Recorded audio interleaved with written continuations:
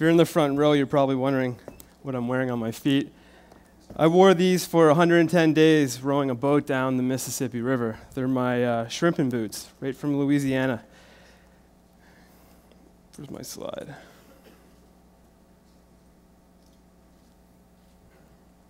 Just trying to get up my slide here.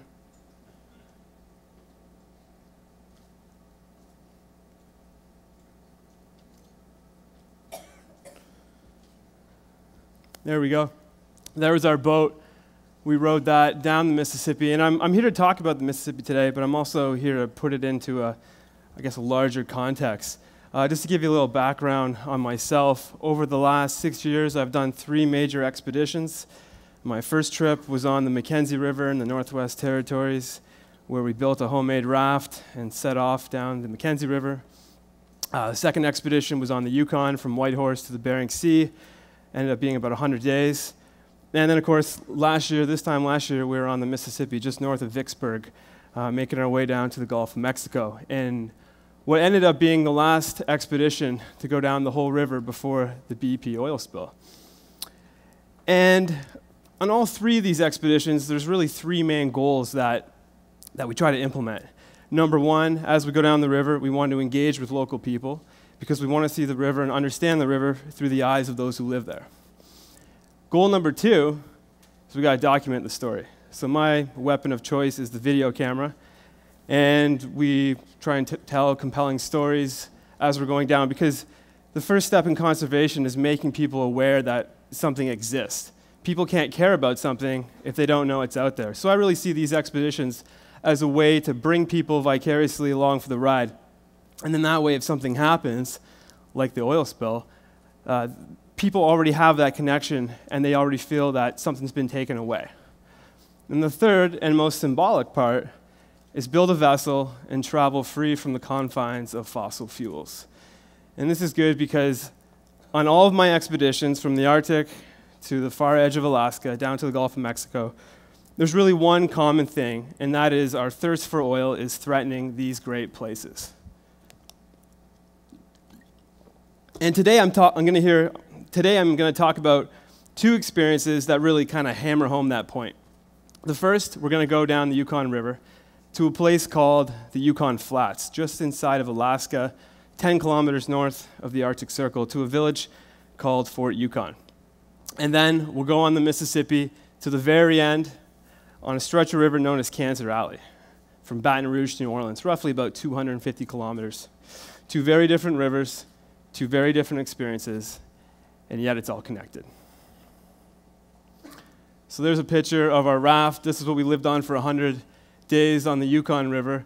It had 9 bunk beds, a wood stove inside, a workshop in the back, a kitchen, another wood stove with an oven, a second story, and a giant sweeper on the bow and stern for navigation. But trying to navigate a raft is pretty much the river takes you anywhere you don't want to go.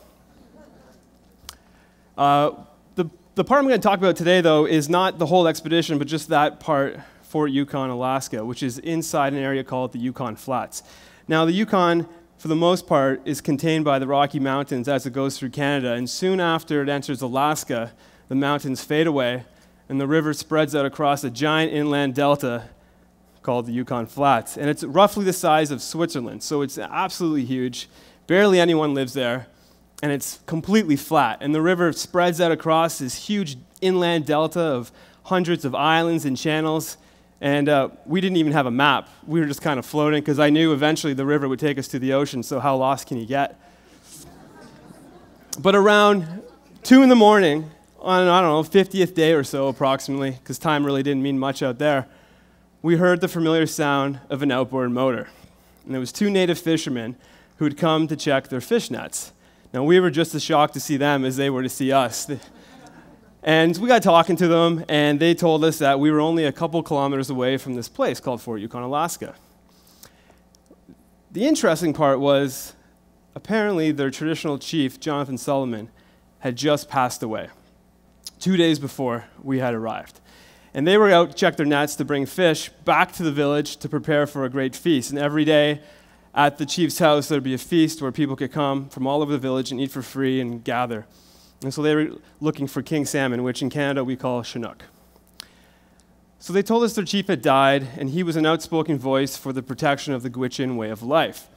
And so we were kind of intrigued, and they invited us to come back to town and spend the week there. So we agreed, going back to the first goal of these expeditions, to engage with local knowledge. So here we were, 8 folks from southern Canada living in this native village just inside the Arctic, and we were learning about the Gwich'in way of life. And there's a story that I just want to say. There was this one native elder, and he said to me, he said, "You see this?" And he pointed out across the river, and I said, "Yeah, I see that." He said, "This is our grocery store." And it was true. Because while you and I go to the grocery store down the street and buy our food, and we don't even think about where it comes from, the Gwich'in people still go to the river for salmon and the forest and tundra for their caribou. Well, we got to learn more about the chief and how he really stood up for the Gwich'in way of life, because the Yukon Flats and the Arctic National Wildlife Refuge, where the caribou come from, have huge reserves of oil and gas underneath them. And for the last 60 or so years, the Alaskan government and big oil companies have tried to negotiate with the Gwich'in to sell their land rights in order, to get the oil, and they would get a lot of money in return. But for 60 years, led by Jonathan and the Gwich'in people, the Gwich'in said, "No, we're not going to do it." So they said no to the temptation to get millions of dollars, because they realized that if they liquidated their land and gave away their rights, sure, they make a lot of money for maybe a generation, but after that, the river destroyed, the forest and tundra no longer home to caribou, they would lose their food supply, which is really the foundation of their culture. The Gwich'in people would no longer be. So I thought that was a pretty strong example of what they stood for. I'm not sure that I could even say that if I was in that situation. But the one thing that happened in Fort Yukon that really stands out the most was when we were at the funeral. Now, I've never been to a funeral before, up until that experience, for someone that I've never been associated with in any way. And my friend and I were actually invited to go and dig the grave for the chief, which was a part of the Gwich'in culture, where all the men in the community go and dig. But as we're standing there in the cemetery, and there's hundreds of people gathered around, and we're just kind of watching what's going on, all of a sudden someone yells, "An eagle!" And I look up, and sure enough, there's a bald eagle right above us, and it's just kind of like looking down, like it's from the sky on like puppet strings. And everyone starts crying, and everyone starts screaming, and I had pins and needles go down my back. I'd never seen anything like it, because it wasn't even moving. And then all of a sudden it flew off into the distance. And I would later ask an elder, I said, "Does that mean anything?" And the elder said, "It means that better days are ahead." And here's just a picture of the chief's wife filleting king salmon at their smokehouse, and the best tasting fish you'll ever have in your life. Well, by the end of August, we'd made the Bering Sea, we completed our expedition, but I never truly understood what the chief and the Gwich'in people were fighting for until years later, when I rode through a section of the Mississippi known as Cancer Alley. That's our York boat. It was a Hudson Bay boat used for 200 years. Overtook the Voyager canoe as the vessel of choice, but no one really has heard of it because it just kind of got lost in the history books. This is what we built, where the St. Lawrence River begins in Kingston, Ontario, and we rode that down the Mississippi River. Now, to be honest, I never looked at the Mississippi as this incredible wilderness or adventure. It just didn't have the same appeal as the Yukon or the Mackenzie. But the more I started researching, the more I realized that this river offered an incredible glimpse into the future. And if I traveled it, I could probably better understand how maybe the Yukon and the Mackenzie would one day look. So, of course, we set out, and the first 3,700 kilometers were absolutely amazing. It was a 4,000-kilometer river, so we had met all these incredible people, all these beautiful little river towns. Every night we set up camp, put up our wall tent, and just enjoyed being on the river. Now, it was a long haul. It rained for all of October, and when you're in an open boat, that means you're being rained on. So it was no doubt a big challenge. But the Mississippi is primarily a working river, and the challenges that we faced were completely different than the challenges that earlier explorers would have faced 200-300 years ago. With the use of 41 dams and 31 locks and a series of levees and a transportation corridor that basically moves coal, corn, and soy within the US and the global markets, it was a completely different river. But by the time we got down to Baton Rouge, all of that changed. You see, from Baton Rouge to New Orleans, roughly 25% of all chemicals manufactured in the United States are produced along this stretch of river.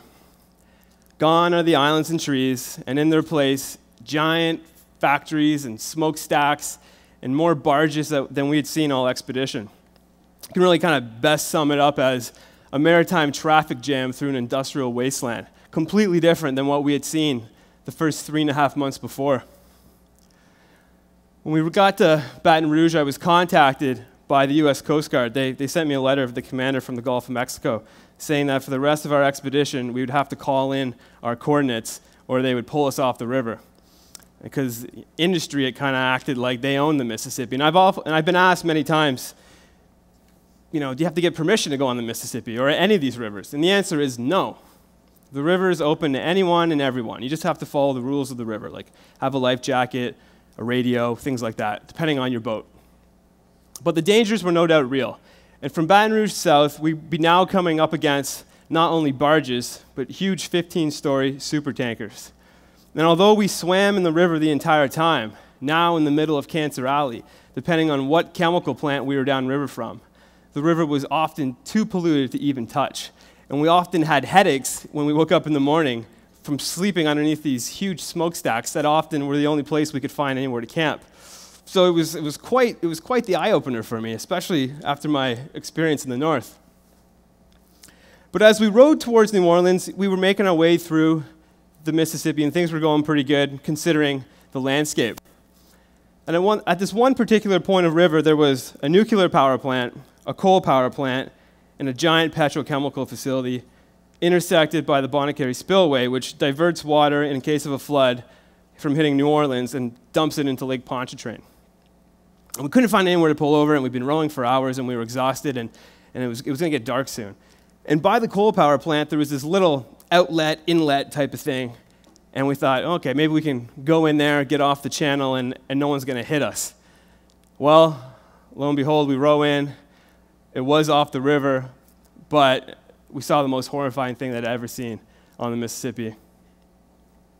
Hanging from a tree, tangled in fishing line, was a beautiful white pelican, hanging dead. And just the way the light hit it, and you could see the chemical plant in the background, it was just the most craziest thing we'd ever seen. And really spoke to the haunting nature of this stretch of river. And it was then when we were staring at the bird that I finally understood what the chief in Alaska had been fighting for. That some places are just meant to be left free and wild. Well, 4 days later, we were able to make it to the Gulf. A couple close calls rowing through the fog, but we pulled off the expedition. It took us 110 days, 4,000 kilometers, and like 4 sets of oars, but we made it to the Gulf of Mexico. So we rowed out to the Gulf and dropped the anchor and jumped in the water. It was kind of ironic that we wanted to prove what we could do without oil, and then the very water we were swimming in would 4 months later hold claim to the largest oil spill in U.S. history. See, the thing is, we know eventually we're going to have to get off of oil. There's no question. It might be 5 years, it might be a century. The question is, do we delay the inevitable and do what Sarah Palin wants, drill, baby, drill, and turn up every last inch of land to try to find that last drop? Or do we accept that it's time to move on, to build a new economy, to build a smarter world, and let those last few wild places, like the Yukon River, live on? And knowing that the people like the Gwich'in can still continue their traditional way of life like they've had since the beginning of time. It's a big question, and a question that we now face. The good news is that the answer is up to us. See you downriver. Thank you.